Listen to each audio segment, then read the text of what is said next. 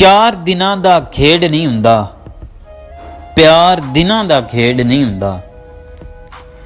पार इश्क दा सोच के चुकी, पार दिनां दा खेड नहीं हुंदा।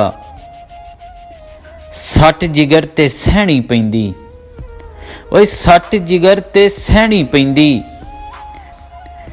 वार दिनां दा खेड नहीं हुंदा। दुख मुसीबत रोग अवलड़े, यार दिनां दा खेड नहीं हुंदा। उल्फत हार परोवे सफदर, उल्फत हार परोवे सफदर।